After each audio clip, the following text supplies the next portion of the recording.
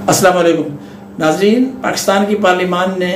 आज आइन की गोल्डन जुबली मनाई, यानी हमारे आइन को बने हुए 50 बरस मुकम्मल हो गए। हम इसका जायज़ा लेते हैं, लेकिन इससे पहले मैं आपको ये बता दूँ कि आइन उस दस्तावेज़ को कहा जाता है जो किसी भी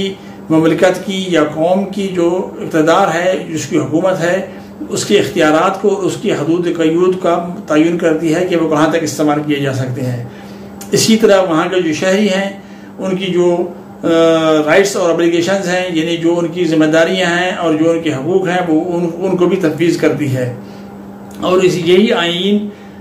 जबर इस्तेबदाद से और नाइंसाफ़ियों से रोकता है। मगरबी जमहूरियत में जो आइन का तस्वुर है वो मैग्ना कार्टा से शुरू हुआ, जो 1215 में मुतारिफ किया गया, और उसमें ये कहा गया था कि no one is above the law including the king, यानी बादशाह समेत कोई भी शख्स कानून से बालातर नहीं, और आप किसी भी शख्स को शफाफ कानूनी अमल के बगैर उसकी ज़िंदगी से, उसकी प्रॉपर्टी से, दौलत जायदाद से या उसकी आज़ादी से महरूम नहीं कर सकते। लेकिन बहैसियत मुस्लिम हमारा ये यकीन है कि हमारा आइन आज से करीबन 1450 साल पहले हमारे नबी करीम सल्लल्लाहु अलैहि वसल्लम ने मुतारिफ कराया था मीसाक मदीना की सूरत में, जब वो मक्का मुअज़्ज़मा से मदीना मुनव्वरा तशरीफ़ लाए थे और पहली इस्लामी रियासत की दाग़ डाली गई थी। और इसी मीसाक मदीना, जिसकी तकरीबन 53 शिकें थी, उन्हीं की बुनियाद पर उन्होंने हुकूमत कायम की, और अगर किसी को सज़ा दी या जज़ा दी वो भी इस आइन के तहत थी, और ये तहरीर आइन था। उस आइन की ख़ास बात ये थी कि उसमें हकमियत अल्लाह ताला की थी, तस्लीम की गई थी, और उसके बाद जो इताअत थी वो नबी करीम सल्लल्लाहु अलैहि वसल्लम की थी।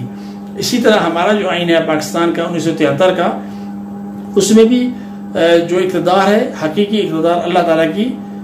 मिल्कियत है, और जो उसने अपने बंदों को तफवीज़ किया उसके मुताबिक हमारे मुंतखब नुमाइंदे उसको इस्तेमाल करते हैं। अब हम अपने इस जो गोल्डन जुबली मनाई गई उसका जायज़ा लेते हैं। नाज़रीन, किसी भी आइन के तहत 3 अहम शोबे होते हैं, जिनमें मुकर्रना, अदलिया और इंतज़ामिया। अब हम इस बात का जायज़ा लेते हैं कि हमारे 1973 का जो आइन है, इसने अवाम को क्या दिया और लोगों ने क्या खोया और क्या पाया। ख़ुसूसन मैं इसमें जिक्र करूँगा कि हमारी मुकर्रना का क्या किरदार रहा, जो कानून साज़ असम्बली है, क्या उसने जो कानून साजी की उसके मुताबिक हमारे लोगों को जो उनके बुनियादी हकूक़ थे वो मिले, हमारी जो वसाइल हैं उनका सही इस्तेमाल किया गया, मुल्क में मेरिट आम हुआ और शफाफियत किस कदर हुई, इसी तरह लोगों को फौरी इंसाफ फराहम हुआ या नहीं, जबकि दीगर जो मामलात हैं हम उनका भी जायज़ा लेते हैं कि आइन के जो बुनियादी हकूक़ हैं उन पर किस हद तक अमल हुआ। इसी तरह अगर हम अदलिया का जायज़ा लें तो ये हमारी अफसोसनाक सूरत हाल हमें नज़र आती है कि हमारी अदलिया के कानून से ज़्यादा सियासी अखाड़ा वो हमें नज़र आती है, और हर दिन तकरीबन वहाँ पे सियासी मुकदमात की भरमार होती है, और वही लोग उन्हीं से महजूज हो रहे होते हैं। जबकि एक अफसोसनाक सूरत हाल ये है कि अभी हाल ही में चंद दिन पहले मैंने खबर पढ़ी कि करीबन 3.5 लाख मुकदमात अदालत उज़्मा में ज़ेर समाअत हैं। आप सिर्फ इसी फिक्र से अंदाज़ा लगा सकते हैं कि पाकिस्तान में इंसाफ की फराहमी की क्या सूरत हाल है। जबकि दूसरी जानिब जब सुप्रीम कोर्ट के जजेस की तादाद बढ़ाने के लिए माजी में एक समरी भेजी गई थी, तो हमारे मुंतखब जो अरकान हैं मुकर्रना के, उन्होंने ये कहकर मुस्तरद कर दी थी कि सुप्रीम कोर्ट के जजेस सियासी मुकदमात में ज़्यादा दिलचस्पी लेती हैं और वक्त का ज़ाया करती हैं, और ये कौमी ख़जाने का ज़िया है वहाँ पे जजेस की तादाद बढ़ाने के। हालांकि वो खुद ही अपनी इन उसूलों के मुतज़ाद अमल करते हैं,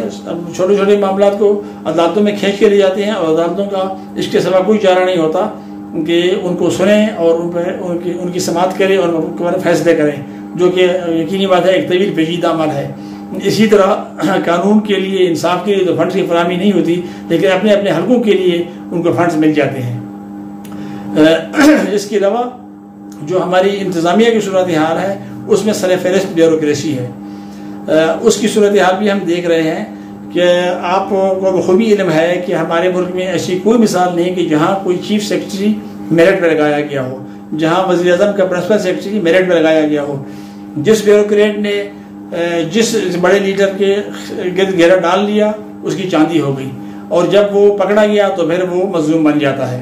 एक और जो बड़ी खामी है वो ये है, जो निचले लेवल की हमारी ब्यूरोक्रेसी है वो बुर्जुआती है कि उसमें वो ब्यूरोक्रेसी इंतहाई नाइंसाफियों का शिकार है। मैं ऐसे कई लोगों को जानता हूँ जिन्होंने 25, 26 साल एक ही ग्रेड में गुजार दिए, यानी अगर वो ग्रेड 17 में भर्ती हुए तो उसी में रिटायर हो गए, और 25-26 साल उनकी ज़िंदगी के इस तरह वो ज़ाय ही हो गए। इसके अलावा जो ब्यूरोक्रेसी की एफिशिएंसी है, वहाँ पे मेरिट के बजाय अब मालिश और पॉलिश का असूल जो है वो ज़्यादा चल रहा है। जो जितनी ज़्यादा चमचीगिरी कर सकता है वो आला अहदे तक पहुँच सकता है, और मेरिट का फुकदान है। हमारी इंतज़ामी नाअहली और लोगों के मसाइल की एक बड़ी वजह यह भी है। इसी तरह जब हम अपने कानून साजों को देखते हैं तो वहाँ हम ये बखूबी हमें नज़र आता है कि ये जो हमारी पार्लियामान है ये उन लोगों का ख्याल नहीं रखती जो उन मेंबरान को उस पार्लियामान तक पहुँचाते हैं, लेकिन ये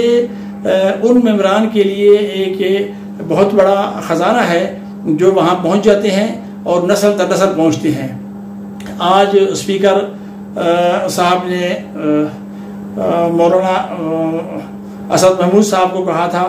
कि आप दुआ कराएं, क्योंकि 1973 का आइन जब पास हुआ तो उनके दादा हज़रत मौलाना मुफ्ती महमूद साहब ने दुआ कराई थी। तो ये भी एक जिंदा और शानदार मिसाल है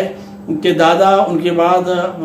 उनका बेटा और फिर उनका पोता वो तो असम्बली में पहुंच गए, और उन सब की जितने भी लोग हमारे मेंबरान असम्बली में पहुंचे हैं उनकी हालत तो फ़ौरन जो है ना वो बदल जाती है। आइन के तहत जितने भी आइनी इदारे हैं, आप सूबाई असम्बली को देख लें, आप सेनेट के देख लें, एक दफ़ा उसके मेंबर बनने की देर होती है तो वो लोग इंतहाई, अगर कोई गरीब आदमी भी उसमें पहले पहुंचता नहीं है, अगर पहुंच भी जाए तो वो एलिट क्लास का हिस्सा बन जाता है, जबकि गरीब जो उनको वहाँ तक पहुँचाते हैं उनकी हालत दिन ब दिन बदतर हो जाती है। हमें अगवा बराए तावान, डकैती, चोरी, महंगाई, रसागिरी और दफातर में नाअहली, थानों और कचहरियों से अवाम का खौफ, हस्पतालों से बेजारी, ये हमारे लोगों के बुनियादी हकूक़ हैं जो हर तरह से सलब हो रहे हैं। यही हाल मेरिट का है। सरेआम जो अहम तरीन हुकूमती शख्सियात हैं वो कहते हैं कि नौकरियाँ बेची जा रही हैं और वाकई बेची जा रही हैं। जब मेरिट का ये हाल होगा तो फिर जमहूरियत का निज़ाम कैसे चलेगा। इन हालात में हमें ये सोचना होगा कि अगर हमारे जो अकाबरीन हैं पार्लियामान के, उन्होंने ये जो गोल्डन जुबली बनाई है, क्या वाकई ये उन्होंने दुरुस्त अंदाज़ों में बनाई है? ये फैसला तो मैं आप पे छोड़ता हूँ, आप कारीन पे। लेकिन मेरा यह ख्याल है अगर ये वाकई जमहूरी आइन होता या इस पर हमारे जो मेंबरान असम्बली हैं उनको ट्रस्ट होता तो आज वो कौमी असम्बली की एयर कंडीशन हाल में इसकी गोल्डन जुबली बनाने के बजाय वो डी चौक पे जलसा हो रहा होता, या मोशी गेट में हो रहा होता, या कायद आज़म के मज़ार पे हो रहा था, या इसी तरह कोयटा के लियाकत बाग में हो रहा होता। तो पता लगता है कि ये अवाम का आइन है, अवाम के लिए है। जो जैसे जमहूरियत को कहा जाता है कि अवाम की हुक्मरानी अवाम के लिए, अवाम के नुमाइंदों के ज़रिए, लेकिन यहाँ मामला बिल्कुल बरअक्स है। यहाँ एक और भी मैं जो आइन की बड़ी कमज़ोरी है उसकी निशानदेही करता चलूँ कि इस आइन के जो खालिक हैं ज़ुल्फ़िकार अली भुट्टो साहब, वो हमारा आइन उनका भी तहफ़्फ़ुज़ ना कर सका और वो भी शहीद कर दिए गए। और आज गुज़िश्ता 10 साल से उनका जो मुकदमा है वो सुप्रीम कोर्ट में समाअत का मुंतज़र है कि उनके जो जिसे पीपल्स पार्टी उनकी जमात अदालती मर्डर कहती है, कत्ल कहती है, उसके बारे में फैसला दे नहीं सकी हमारी जो अदलिया है कि क्या उनकी जो सज़ा थी वो दुरुस्त थी या गलत थी। ये भी हमारी अदलिया की कारदगी पर एक सवालिया निशान है।